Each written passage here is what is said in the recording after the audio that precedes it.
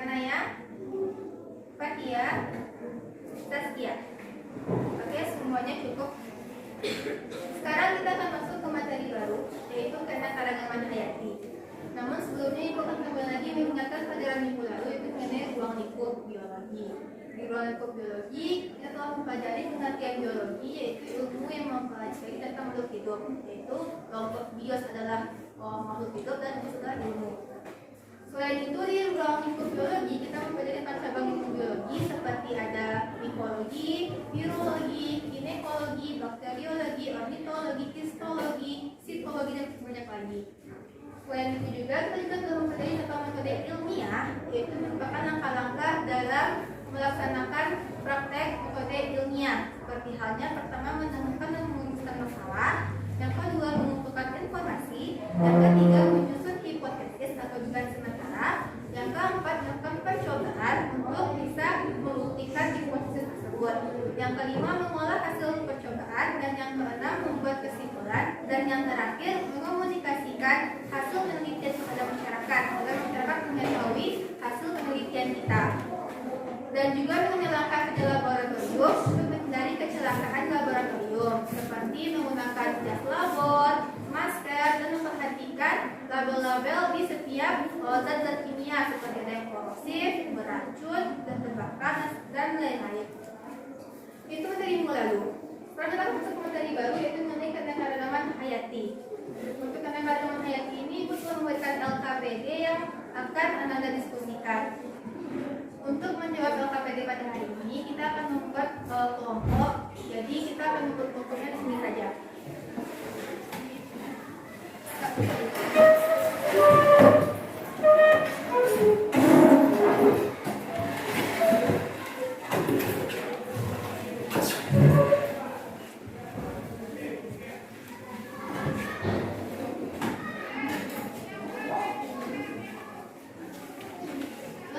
Keanekaragaman hayati dia terdiri atas 6 materi. Namun untuk hari ini, untuk pertemuan pertama kita hanya akan membahas sampai 3 materi, yaitu materi keanekaragaman gen, jenis ekosistem, contohnya, dan persebarannya di Indonesia.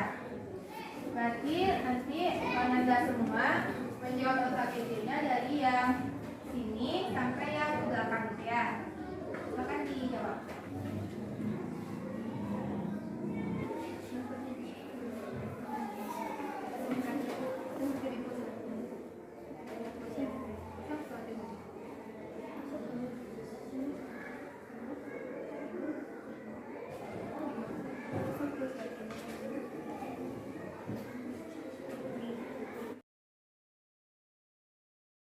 Baiklah, kita akan mulai untuk membahas hasil diskusi Anda semua dalam menjawab LKPD yang telah diberikan.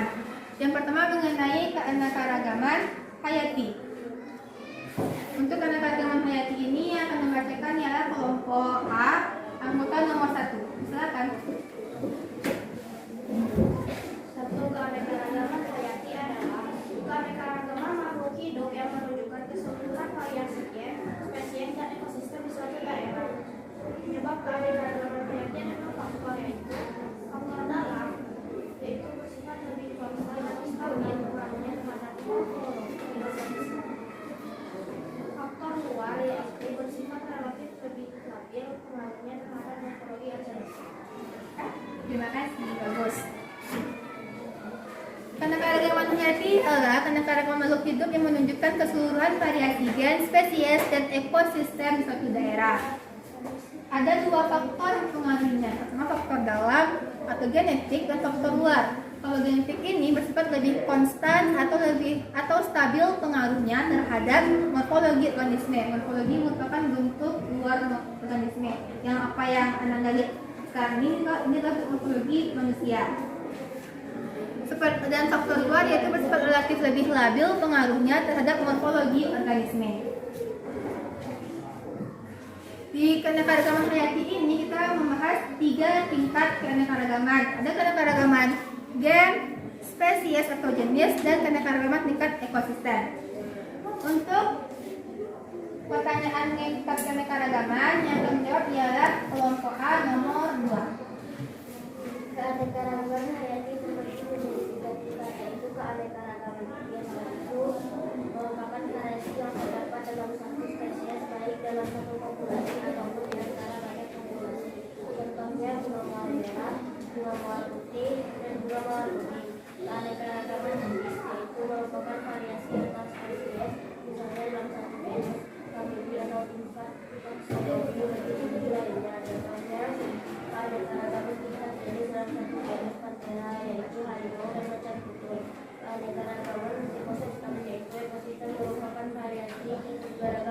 harus dilakukan biosfer. Variasi tersebut terjadi karena komponen biotik dan kondisi biotik yang ekosistem berbeda. Contohnya keanekaragaman hayati tempat ekosistem adalah hutan hujan tropis dan gunung ekosistem. Bagus, terima kasih. Seperti yang telah dikatakan oleh temannya, yang pertama karena keragaman tingkat gen, yaitu variasi yang terdapat dalam satu spesies, baik dalam satu populasi ataupun di antara banyak populasi lainnya. Contohnya ada bunga mawar merah, seperti yang digambar ini. Bunga mawar ini, mereka sama-sama bunga mawar, ya kan? Namun perbedaannya ialah terdapat berbagai macam warna, seperti warna oranye, warna merah, putih, dan ungu. Namun mereka ini tetap bunga mawar, bukan bunga lain. Seperti adanya contohnya ayam pada pial atau jenggernya ini, terdapat juga variasi. Dan sesuai dengan anjing ini. Dan seperti kucing, ada kucing Angora, Persia, kucing kampung, itu mereka tetap di tingkat keanekaragaman gen.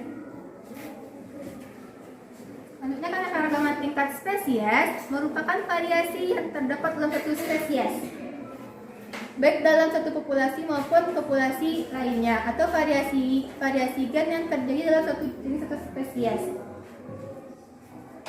Seperti yang digambar, contohnya ada harimau, singa, kucing kampung, dan macan tutul. Untuk harimau, singa, dan macan tutul ini mereka sama di tingkat genus, yaitu Panthera. Seperti ada Panthera tigris, Panthera leo. Kalau untuk kucing kampung ini dan mereka lainnya, mereka sama-sama di tingkat famili, yaitu Felix. Makanya sering orang mengatakan harimau adalah kucing besar. Selanjutnya tingkat keanekaragaman tingkat ekosistem. Keanekaragaman tingkat ekosistem ini terbentuk karena adanya variasi komponen biotik dan kondisi abiotik. Seperti di sawah ada komponen biotiknya, antara lain ada biotik ini merupakan yang berbau makhluk hidup. Seperti ada padi, ada rumput, ada ular, tikus, itu komponen biotiknya. Sedangkan komponen abiotiknya yaitu seperti ada air, suhu, udara, cahaya, itu merupakan komponen abiotik di suatu tingkat ekosistem. Maka berbagai variasi abiotik dan biotik tersebut akan membentuk suatu keanekaragaman tingkat ekosistem. Ini seperti ini, ada sawah, ini ada hutan, ada danau, sungai, dan lain-lain. Kita akan masuk ke materi baru. Ini bukan sub materi dari keanekaragaman hayati, yaitu persebaran keanekaragaman hayati. Ada persebaran fauna. Fauna apa? Hewan. Flora apa? Tumbuhan. Jadi ada dua persebaran, yaitu flora dan fauna. Untuk persebaran flora akan dibacakan oleh kelompok A, anggota nomor 3. Keanekaragaman hayati di Indonesia. Keanekaragaman flora di Indonesia. Flora Indonesia termasuk kawasan Malaysiana, meliputi daerah Malaysia, Filipina, Indonesia, dan Papua Nugini. Ciri-ciri kawasan ini: kawasan berupa wilayah bioma hutan dan tropika, memiliki jenis tumbuhan yang khas seperti tumbuhan merah putih. Secara geologis, Indonesia pernah bersatu dengan Australia, sehingga Indonesia berfungsi sebagai jembatan penyebaran flora Asia maupun Australia. Flora atau tumbuhan endemik adalah bunga rafflesia, bunga bangkai, bunga anggrek. Oke, terima kasih. Kita akan masuk ke materi persebaran flora Indonesia. Flora Indonesia termasuk dalam flora kawasan Malaysiana yang meliputi kawasan Malaysia, Filipina, Indonesia, dan Papua Nugini. Ada tumbuhan yang sangat khas sekali di Indonesia, yaitu adalah bunga bangkai dan bunga rafflesia. Ini gambarnya. Ini bunga bangkai, ini bunga rafflesia, dan ini bunga anggrek. Ini adalah anggrek hitam. Untuk anggrek hitam ini biasa ditemukan di Kalimantan. Kalau untuk anggrek ini di daerah kita ada tumbuhnya di Palu Kuat. Kalau dalam keadaan yang bagus, dia akan tumbuh dan biasanya bakalan kayak heboh gitu kalau misalnya bunga rafflesia akan nekah di Palu Kuat kalau di daerah kita. Lalu ada pinang Jawa. Oke. Ini persebaran fauna. Oke. Kita masuk ke materi berikutnya, itu persebaran fauna di Indonesia. Persebaran fauna di Indonesia ini terbagi atas 3 daerah, yaitu daerah Asia atau Oriental, Peralihan, dan Australia, yang dibatasi oleh garis Wallace and Weber. Untuk kawasan fauna daerah Asia atau Oriental, silakan membacakan anggota nomor 4. Keanekaragaman fauna di Indonesia berdasarkan dari Konvensi dan Weber, fauna di Indonesia terbagi menjadi 3 bagian, yaitu wilayah Oriental, Peralihan, dan Australia. 1. Wilayah fauna daerah Oriental. Daerahnya Asia, Jawa, dan Kalimantan.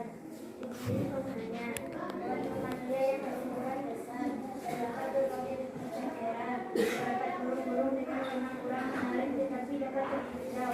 Contoh, gajah, orangutan, badak kaki, edam putih. Oke, bagus, terima kasih. Untuk persebaran fauna Indonesia kawasan daerah Oriental atau Asia, dia meliputi wilayah Sumatera, Kalimantan, Jawa. Lalu ini ciri-ciri faunanya terdapat banyak mamalia yang berukuran besar, seperti ada gajah, banteng, harimau, badak. Gajah ada di Lampung, ada di penangkaran di Waikambas di Lampung.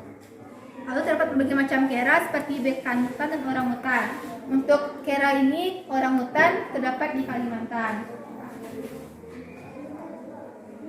Lalu ada burung-burung dengan warna kurang menarik tetapi dapat berkicau, seperti jalak Bali, elang putih, dan murai.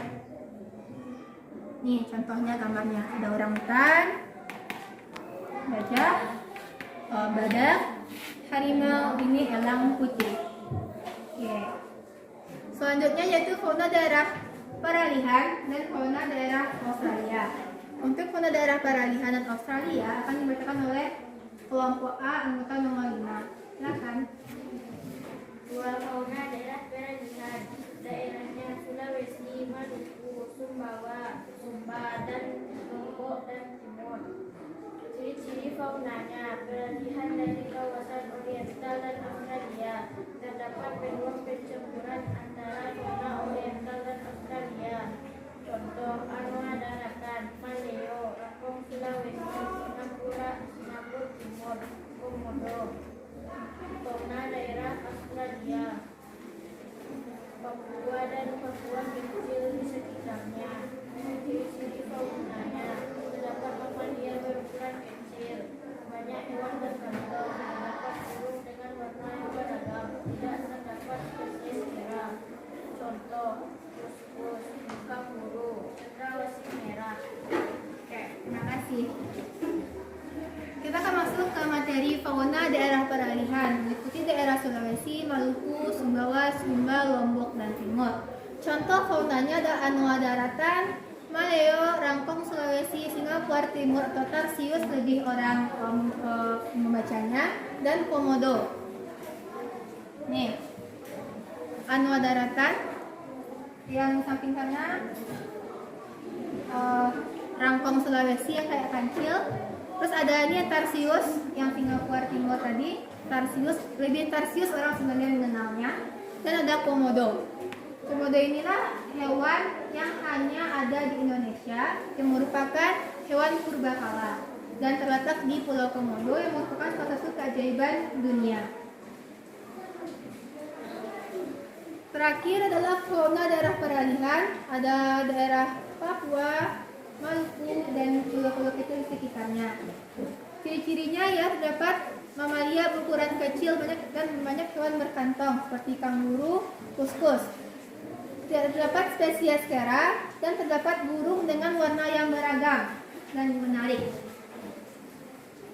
Nih, ini adalah kanguru, kan ada kan itunya kantongnya untuk anak. Dan ini kuskus dan ini adalah cendrawasih merah. Baik, untuk materi keanekaragaman hayati kita pertemuan kali ini cukup sampai materi persebaran tadi. Apakah ada pertanyaan mengenai materi hari ini? Tidak. Sebelumnya kita tetap